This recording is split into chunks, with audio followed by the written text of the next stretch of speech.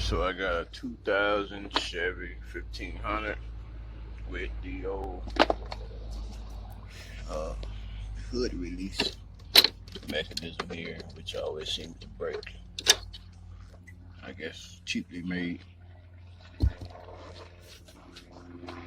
I'm gonna pop out the panel and pop this one out here. So I'll show you in a minute. So you're gonna have these two clips, one which is now broke, and this other one that sits right here. You snap in to those spots there, 13mm wrench, and there's one bolt here on the back side. Once you remove that one bolt, it comes right off there, and then you got two little clips right there you want to push. Snap this on the new one, hook the cable up, and you're good to go.